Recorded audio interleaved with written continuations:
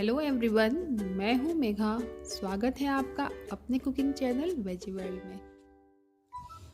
आज मैं आप सबके लिए लाई हूँ गुड़ की खट्टी मीठी चटनी। जी हाँ, जिसे आप चाट में यूज़ कर सकते हैं, दही भल्ले में यूज़ कर सकते हैं या आप भेलपूरी बनाएं तो भी आप इसे यूज़ कर सकते हैं।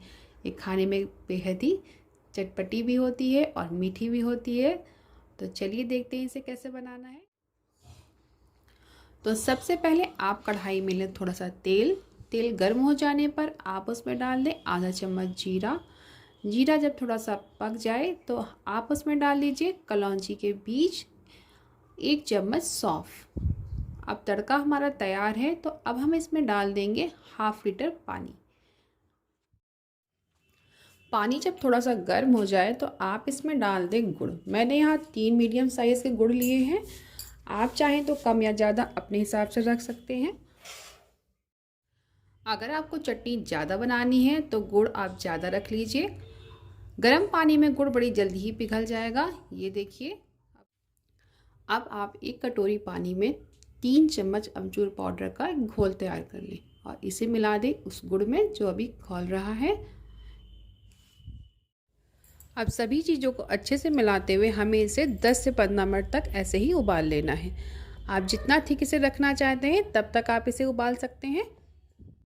चटनी को जल्दी गाढ़ा करने के लिए मैं ले रही हूँ आधा कटोरी पानी। इसमें मैंने मिला दिया है 1 चम्मच कॉर्नफ्लोर। इसको आप घोल तैयार कर लें और धीरे धीरे इस घोल को आप चटनी में मिला दें। अब देखेंगे आपकी तुरंत चटनी हमारी गाढ़ी होने लग गई है। तो अगर आपके पास टाइम कम है और आप फटाफट से चटनी तैयार करना चाहते हैं तो आप इस ट्रिक को आजमा सकते हैं।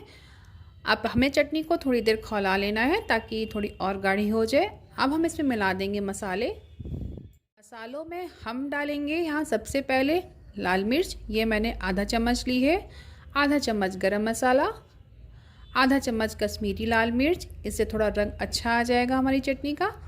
अगर आप चाहें तो यहाँ लाल रंग भी मिला सकते हैं, पर मैंने यहाँ रंग का यूज़ नहीं किया है। अब हम मिला देंगे इसमें आधा चम्मच काला नमक और लास्ट में मैं मिला रही हूँ यहाँ 1/4 स्पून सौंठ पाउडर। अगर आपके पास सौंठ पाउडर नहीं है तो आप अदरक का रस भी डाल सकते हैं, इससे चटनी का फ्लेवर काफ़ी अच्छा आएगा। तो सब चीज़ों को मिलाते हुए आप इसे थोड़ी देर तक और पका लें। 5 मिनट और पकाने के बाद ये देखिए चटनी हमारी एकदम परफेक्ट लग रही है। इसकी कंसिस्टेंसी भी एकदम सही लग रही है। तो अब आप इसे ठंडा करके किसी भी चटनी जब ठंडी हो जाए तो आप इसे किसी भी कांच के जार में भर लीजिए और आप उसे फ्रीज़ में रख लीजिए। फ्रीज़ में रखने से ये चटनी हमारी 2 महीने तक बिल्कुल भी ख़राब नहीं होगी। तो कैसी लगी आपको आज की ये रेसिपी? अच्छी लगी हो तो लाइक करिएगा और चैनल को सब्सक्राइब करिएगा। मिलते हैं अपने नए वीडियो में।